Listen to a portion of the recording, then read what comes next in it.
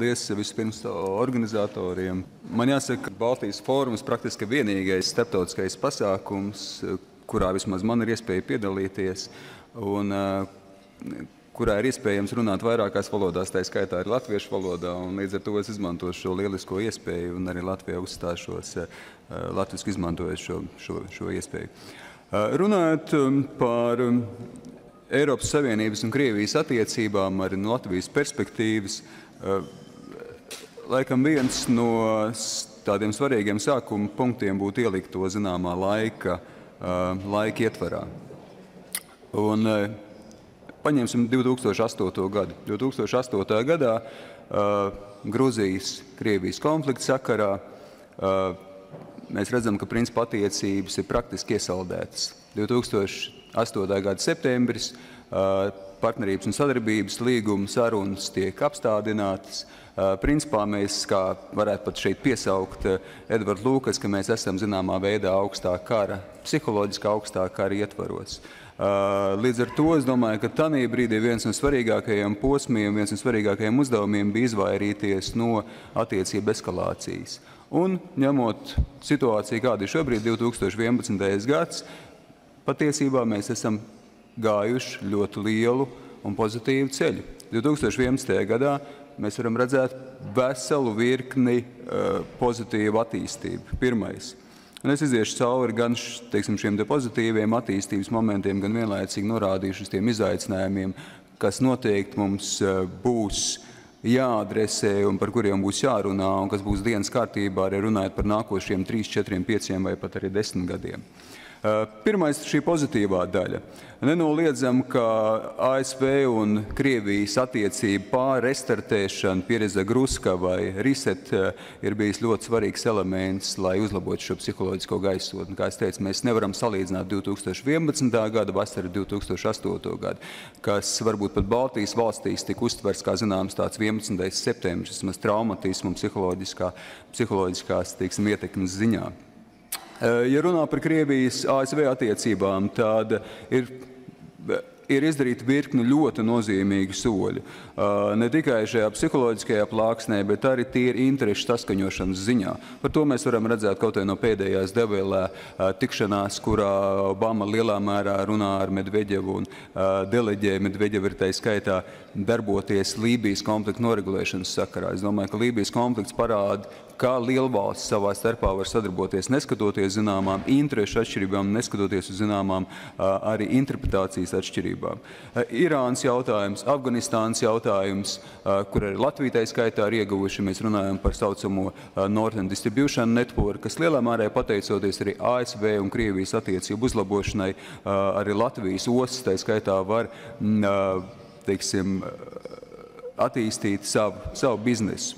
Bet šeit ir arī šie politiskie jautājumi, arī starts tika apstiprināts, šobrīd tiek runāts par pretraķešu sistēmas kopēju meklējumu, kā varētu radīt šos te ietvars arī kopēji strateģiski, teiksim, šāda plāna turpināšanai. Viens, kas ir bijis, kā zinām, seka, un arī tā skaitā šeit ir, protams, dažādi vērtēti, bet es domāju, ka tā ir bijis arī pozitīva, konsekvence pozitīva seka šeit ir Krievijas ASV attiecību uzlabošanai un pārrestartēšanai, ir bijis Eiropas Savienības Krievijas politikas eiropeizācija. Ja iepriekš ir tīpaši centrālās un austruma Eiropas valsts gaidīja, ka attiecības mazāk vai vairāk atrisināsies varbūt šī augstākajā līmenī, tai skaitā arī ar ASV ciešu klātbūtni. Šobrīd tā vien šķiet, ka arī centrālās un austruma Eiropas valstīm kopēja Eiropas ietvarā ir jāmeklē attiecību uzlabošanās. Un mēs redzam jau, kas ir noticis. Mēs redzam Polijas un Krievijas attiecības. Polijas un Krievijas attiecības, kas iziet savu pārrestartēšanu. Un pārrestartēšanu tādā dziļākā, fundamentālā sabiedrības līmenī. Īpaši diskutējot par šiem ļoti smagajiem vēstures jautājumiem, kas laikam ir bijis viens no tādiem punktiem, par ko ir bijis ļoti grūti vienoties iepriekš. Tā kā jau ir tiešas konsekvences arī ASV un Krievijas attiecību uzlabošanai uz Eiropas Savienības, Krievijas politikas eiropizāciju, uz Eiropas Savienības meklējumiem uzlabot šīs attiecības ar Krieviju, un tā skaitā arī centrālās un austruma Eiropas valstu. It īpaši šeit ir Polija, kā es teicu, pirmajā vietā attiecību uzlabošanai ar Krieviju un šiem kopējās arī vēstures skaidrošanas meklējumiem. Tas, kas vēl nāk klāt, protams, Eiropas Savienības gadījumā ir modernizācijas dienas kārtība un nenoliedzam, ka tas ir ietekmējis arī to, ka šīs investīcijas palielinās, tirzniecība, protams, palielinās un soļi tiek veikti no abām pusēm, un mēs pilnīgi redzam arī, ka Krievijas puses cenšas izdarīt savus soļus, un pavisam nesen OECD, organizācija par sadarbību un ekonomisku attīstību Eiropā, arī šeit Krievija ir veikusi soļus pretī uz dalības valsts statusu, apstiprinot tā saucamo Anti-Corruption Pact, vai vismaz ratificējot pirmo soli izdarot, kas ir lielā mērā viens no priekšnoteikumiem, lai šī organizācija ir iestātos. Kas liecinātu, ka Krievija arī tiek akceptēta kā pilnvērtīga ekonomiski attīstīta valsts plašākā, ne tikai Eiropas Savienības ietveros. Pie izaicinājumiem. Es domāju, ka tās pozitīvās lietas ir pietiekoši varbūt arī jūtams un arī Latvijas kontekstā, un pie tās pieskaršos, bet izaicinājumi, protams, ka paliek. Pirmais izaicinājums, protams, ir institucionālais rāmis. Ir modernizācijas dienas kārtība noslēgta, un tas ir ļoti pozitīvs elements, kas lielā mērā palīdz arī atbildot uz, Igora Jurgensa uzstādītiem 4 AIS - investīcijas, infrastruktūra, inovācijas un institūcijas, kas ir tāds zināms solis šajā virzienā, bet nenoliedzam, ka šeit ir daudz darāmā. Un nenoliedzam, ka ir daudz darāmā, tā skaitā arī partnerības un sadarbības līguma noslēgšanas kontekstā. Šis līgums joprojām nav noslēgts. Principā ir pagājuši jau 3-4 gadi, kopš it kā ir beidzies, viņš joprojām darbojas, bet tomēr principā ir beidzies termiņš iepriekšējam. Un šis jaunais līgums, mēs redzam, ka ir zināms problēmas arī šo līgumu izstrādāt, un vienošanās nav nemaz tik vienkārši. Otra lieta, kas ir noteikti mazinājusi savu akcentu, un patiesībā šeit ir gan iespējas, gan izaicinājumi, gan arī iespējas. Tie ir kaimiņi, un tā ir austrumu kaimiņu valstis. Iepriekš šis jautājums vienmēr bija pietiekoši emocionāls, un kad runājam par Gruziju, kad runājam par Ukrainu, šobrīd šis jautājums ir noņēmies zināmā veidā no dienas kārtības, jo arī Krievija man šķiet ir plašākā tāda austrumu virziena ietvaros. Protams, šeit ir savi dabiskie iemesli pašā Eiropas Savienības ietvaros, ka ir zināms neighborhood fatigue vai nogurums arī no šiem kaimiņiem, kas nevienmēr varbūt ir pietiekoši spējīgi arī walk the walk, kā runā Eiropā, iet šo te ceļu un realizēt arī reformas. Bet šeit līdz ar to pavarās iespējas uz visas šī austrumu kaimiņu telpas, tā zinām pārrestruktūrizācija, fundamentāli jauna konceptuāla pieeja arī, kā mēs ietveram arī Krieviju šo jautājumu risināšanā. Viens no jautājumiem ir bijis noteikti Piedņestra, kas tā vien šķiet, ka varētu arī tikt risināts arī ar Krievijas klātbūtni un būt kā viens no pirmajiem tādiem zināmiem augļiem šīm te attiecībām. Lai gan, kā es teicu, tas noteikti nebūs vienkārši. Par Piedņestras risināšanu mēs runājam jau pēdējos arī 2-3 gadus. Kā bieži izsakās konferencēs low hanging fruit, bet cik šis low hanging fruit, zemu guļošais auglis ir zemu, tas ir cits jautājums.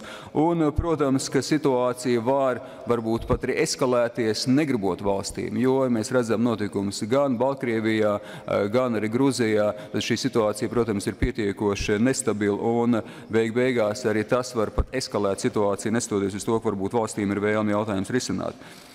Viens jautājums pēdējais, kam es varbūt nedaudz arī pieskaršos, lai gan es zinu, ka tā ir nākošā sesijas tēma, bet man šķiet, no kā nevar izvairīties runājot par Eiropas Savienības Krievijas attiecībām, jo tas šobrīd ir viens no centrālajiem jautājumiem, protams, ir enerģētika. Tas nenoliedzami ir indikatīvs jautājums, indikatīvs sektors, kas parāda, kādā situācijā ir Eiropas Savienības Krievijas attiecība kopumā. Es negribētu tikai noreducēt, ka enerģētika ir vienīgais jautājums, bet, protams, tas ir ļoti, ļoti svarīgs.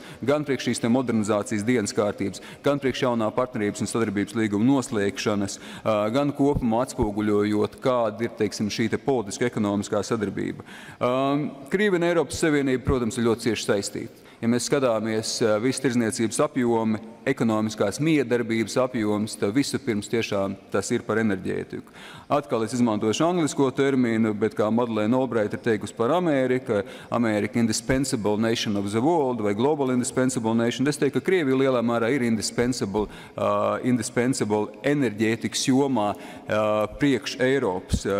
Tie ne tikai šie 25% arī tīri procentāli mēs rēķinām, bet drīzāk tas ir par to, ka Krievija līdz šim spēlēs tomēr nozīmīgu lomu stabilās piegādēs un stabilā arī enerģētikas nodrošinājumā, un noteikti, ka tam būs arī pozitīvas iespējas nākotnē. Vienlaicīgi, negribot atkal iet pārāk daudz detaļās, bet tomēr ir izaicinājumi, kas šajā jomā saglabājās. Viens nav viegli saskaņot intereses, jo ir pietiekoši daudz tā saucamo game changer, diezgan daudz, kas ir transformācijā. Mums ir grūti pateikt, kā attīstīsies sašķirinātās gāzes termināļi un līdz ar to visu šī sektora, teiksim, attīstība. Un kāda būs loma spot tirgiem enerģētikas jomā, jo līdz šim tomēr Krievija vairāk vai mazāk tās ir bijis cauruļvadu sistēmas un ilgtermiņa kontrakti. Šobrīd notiek diskusija par to, ka no ilgtermiņa kontraktiem mums jāpāriet uz varbūt elastīgākiem cenu mehānismiem. Jautājums ir par nekonvencionālo gāzi, tīpaši arī Centrāla Eiropā, tajā pašā Pūlijā, kas liek ļoti milzīgas cerības, runājot par nākošiem 10 gadiem, 50 miljardu kubikmetru, kas ir pietiekoši milzīgi apjomi priekš reģionālā nodrošinājuma. Vai tas īstenosies, tas ir cits jautājums. Protams, ir zināmas ģeopolitiskās izmaiņas vai ģeoekonomiskās izmaiņas. Ķīnas nepieciešamība pēc energoresursiem, vispār Āzijas nepieciešamība pēc energoresursiem, problēmas Ziemeļāfrikā, tuvajos austrumos, Irānas jautājums un Kaspijas jautājums, un, protams, arī, kur ir lielā cerība un noteikti, kas tiek likts kā tāds pozitīvs sadarbības iespējamais punkts un platforma, tā ir, protams, Arktika, kurā būtu iespējams atrast arī šīs sadarbības iespējas. Bet percepcijas un intereses paliek pietiekoši arī dažādas. Ja Eiropa šobrīd iziet uz tirgus liberalizāciju, tad savukārt Krievija ir vienmēr pieradusi pēdējos gadus attiecības ar Eiropas Savienību veidot uz ilgtermiņa bāzes, lielā mērā uz pietiekoši stīviem, striktiem ilgtermiņa kontraktiem. Un tagad mainās arī fundamentāli attiecības un varbūt arī percepcija līmenī, kā mēs uztveram, kā būtu šie jautājumi jārisina. Un arī dažādām valstīm ir pilnīgi dažādas intereses un arī tīri struktūrālā situācija. Un konflikts starp, par ko iespējams runās mans kolēģis no Lietuvas, konflikts starp Lietuvu un arī Gazprom, kas pēdējos mēnešos izvēršās pietiekoši aktīvi, pierāda, kā šeit ir daudz delikātu un neviegli risinām jautājumu, kā saskaņot Eiropas Savienības iekšējā tirgus veidošanas principus ar Krievijas vēlmu un nepieciešamību arī no Eiropas puses būt kā galvenajam piegādātājam Eiropas tirgos.